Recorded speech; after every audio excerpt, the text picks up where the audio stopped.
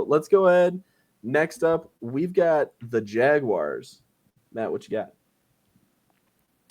Let me sort through my notes here, find the Jaguars notes. All right. I like to keep him on his toes, guys.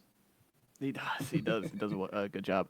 The Jaguars last season, 4-13, third in the division, missed the playoffs. At the 5th overall pick, and we'll see what they do with it. Oh, they were 19th in offensive EPA per play, negative .023. Pass block win rate was 59%, 19th. Run block win rate was 70%, 25th. Their defensive EPA per play, .131, 31st in the league, and their dropback EPA per play was .241, is the worst in the NFL since the 2021 Jets. Pretty awful. Pass rush win rate was last, 32nd. Run stop win rate was 27, so they were in contention for the worst defense in all of football.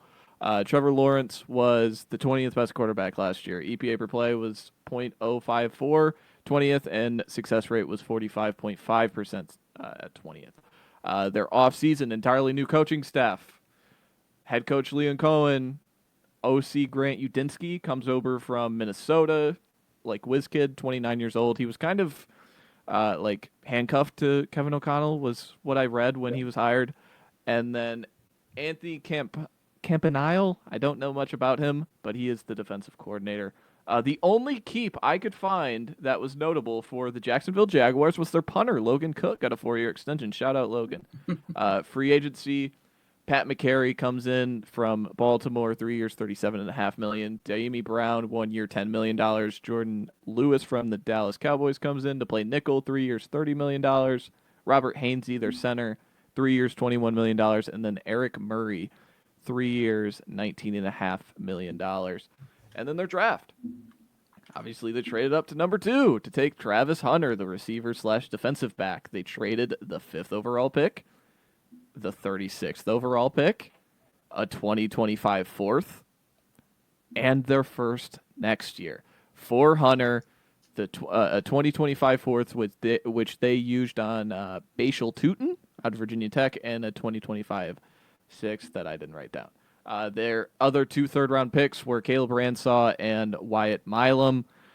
Kind of just throw them in there. And then their departures. They had a lot of departures, but not really a lot of good players. Evan Ingram is out the door. Andre Sisco, safety. Luke Farrell went to the Niners. Mac Jones. Mitch Morse, I believe, retired. Brandon Scherf isn't on a team. He's likely to retire. Gabe Davis, not on a team. And then Christian Kirk, they obviously traded to the Texans, but were going to cut anyway. So they got something for him. My season outlook question, come on, guys, you know me so well. Can Trevor Lawrence get back to what he was in 2022, please? Lawrence is a very contentious talking point. Some have him in the outside of the top half. Some are like me, have him in the 12 to 14 range, sniffing that top 10 range. And I don't feel sorry about it. This guy in 2022 was top 10 in EPA per play, top 5 in success rate, and in Mahomes territory for sacks taken. Had under 30 sacks when he played in all 17 games. That's really insane numbers. And the last 2 seasons, of the 19 qualified quarterbacks with 1,000+ snaps, 16th in EPA per play and 15th in success rate. It's bad. It's been really bad the last 2 years.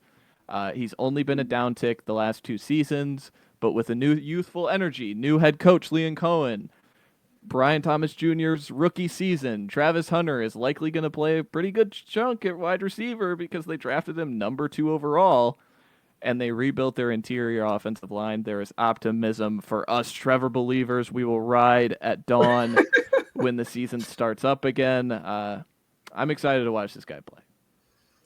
My season outlook question is, how many times are we going to make excuses for this guy? Jesus Christ. Can we please just figure this out? I'm not saying you specifically. I'm just saying people in general. This guy is one of the most exhausting players in the league when it comes to quarterback. And, I feel like until maybe this I feel like is he's not the talked year. about. He shouldn't be. I feel like he goes, yeah, I'm I'm not on the same side. I see a lot of Ryan Clark and Dan Orlovsky debating Jalen Hurts. That's what I see.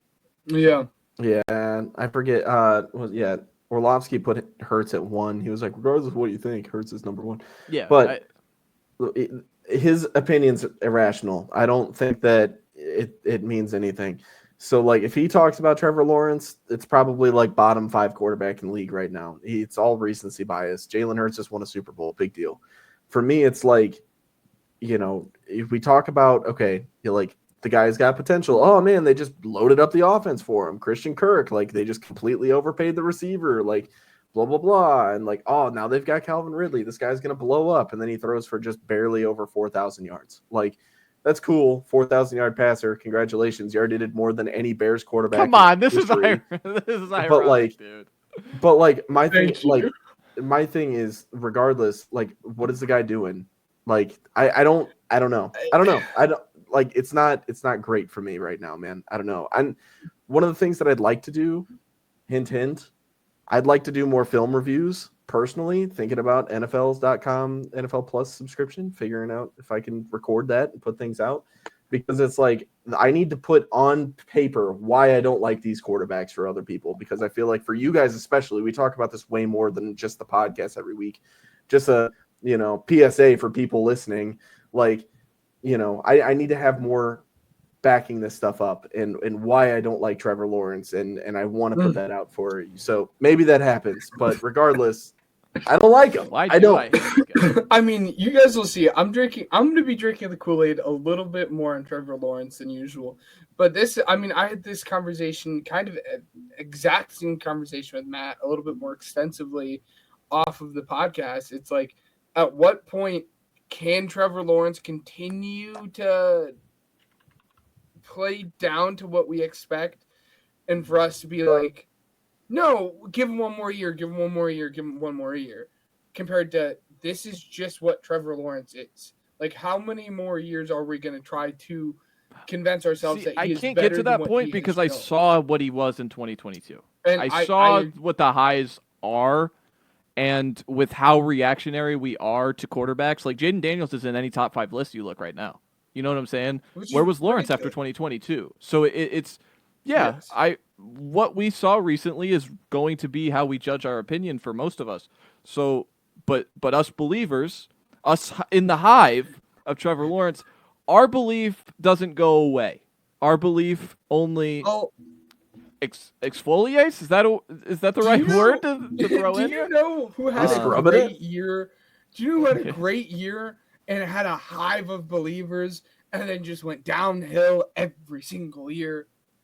Carson Wentz. Carson Wentz was MVP runner-up. Wow. And it was never the same sense.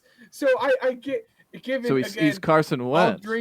I'm not saying that. We will get into it when we get here. But I'm just saying there are two sides to a coin. Dude. Given I'm leaning more towards you, Matt. Like, I want to say that I think we are the correct side. A better year, but let's.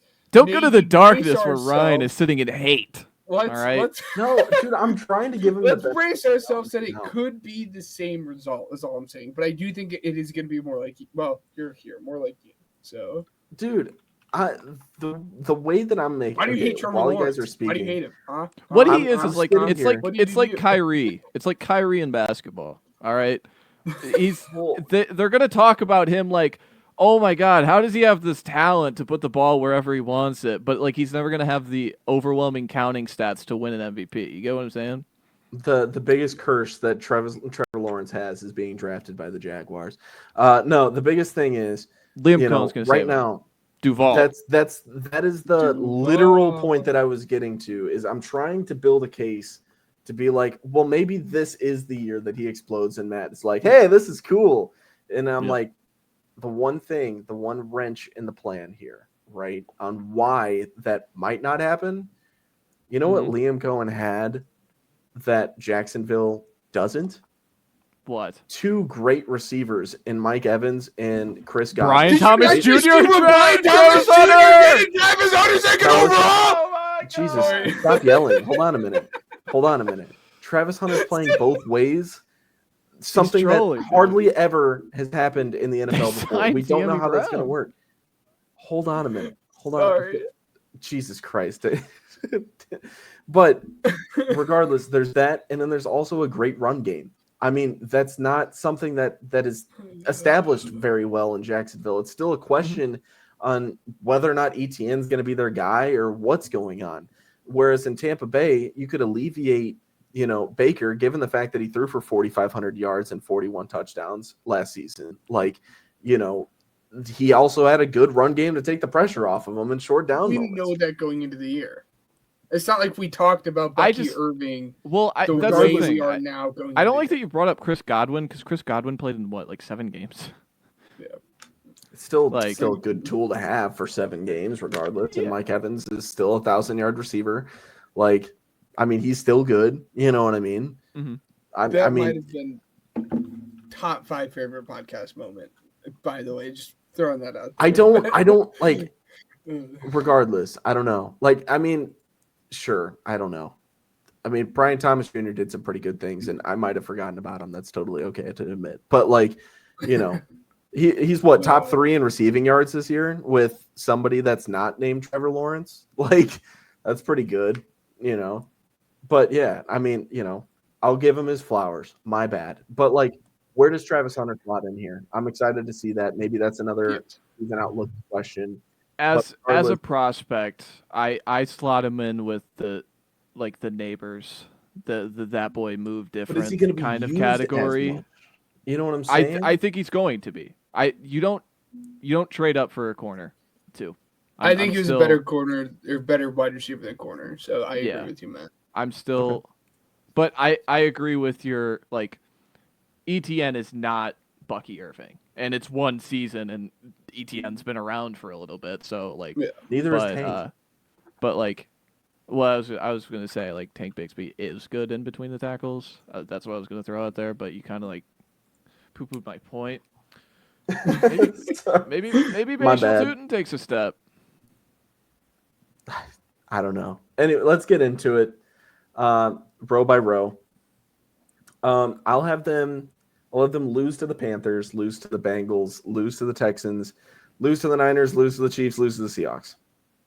Oh, we are going to be we're going to be different on this team. You know what? Hold on. Let me switch just one of them because they're going to win one of these games. It's going to be the Bengals. They're going to beat the Bengals. It'll be like, what? But the Bengals normally struggle early on in the season. I don't know. It happens. Yeah. They do I mean, I have them going back and forth through the first 6 games here. I have them losing to the Rams, beating the Bucks. That is the Texans. Oh my! What? I was very confused. Looking at the Texans here for me, guys. I had my one earlier. I forgot about. I'll go. I got it. Okay. I got it. My draft crush, Brian. But still, I still have them. Regardless, I have them beating the Panthers, losing to the Bengals, winning the next 3 against the Texans, Niners, and Chiefs, and then losing to the Seahawks. So I have them starting off the season at 4-2. I have them starting 3-0. I have them losing to the Niners and Chiefs, and then beating Seattle. So 4-2, lockstep with you, Ben. I have them losing to the Rams, beating the Raiders, losing to the Texans, losing to the Chargers, losing to the Cardinals. All right. I'll have them beat the Cardinals. I'll have them beat the Cardinals. You swayed me. Whatever.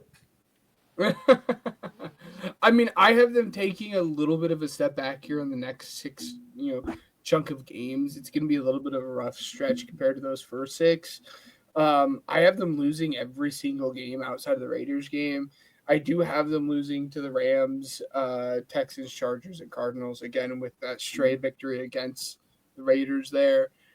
So I have them, winning 5 games through the first 6 weeks of the season. Or not 6 weeks, 12. 5 games through the first 12 weeks. My Lord. It's all right. We've all had a moment here. I think it's 11, actually, yeah. So I have them 11. I have them winning the London game, so they'll go into the Week 8 bye 5-2. They'll come out of the bye, and they'll beat the Raiders, and then they'll lose their next 4, all the way up into the Titans game. I mean, 3 road so games. we're like still the same here in terms of record prediction. Yep. All right.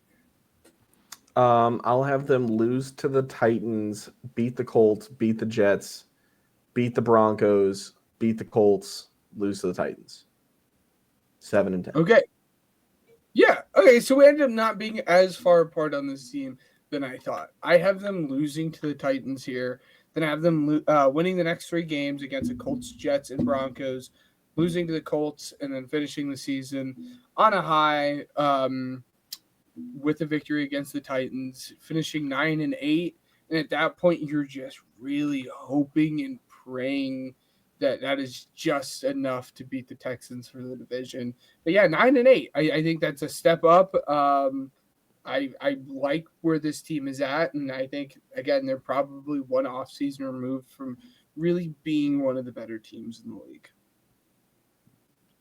Yeah, I have them trading wins the rest of the way from week 14 on. I went 1 over with the Titans game, winning against the Colts, losing against the Jets, winning against the Broncos, losing against the Colts, winning against the Titans, finishing equal to Ben 9-8. Again, another I'm high on this division. Again, it's another I kind of want to buy this division just because it can't be that bad, right? But overall, I think what they did in the offensive category, much like the Titans, I'm just it can't be that bad. And then the other the little incremental moves they made in the secondary, if we can, it's such a good treat to go from the worst since the 2021 Jets to 24th. And if they can achieve that on defense, specifically as a drop back game, and can they get pressure with Josh Hines-Allen and Trayvon Walker, they're gonna win games. They're not going to lose 13 games again. It's all about if Lawrence stays healthy and that whole offense meshes together. Again, I'm excited about the Jaguars because what is Travis Hunter? Brian is saying the point that is correct. What's he going to do? Nobody knows. And I still think whatever he does, he's going to be tremendous at it. I'm that confident in this player. And so, yeah, I'm high on this team, pretty equal to Ben. This was something I missed, was their odds. Did Ryan? Yeah, I checked it. So what's ironic is where do you guys think it is? Before you look, Matt, where do you think it is? They're over here in total. 8 wins. Yeah, that would be my guess based off of the way you placed that question. 7.5. Yeah. So you guys are at 9-8. I'm at 7-10. So again, the next team, I mean, we're talking right in the middle. Probably. You know what I mean? Who knows? So Vegas has them right there with it. So I'm excited to see what happens from there.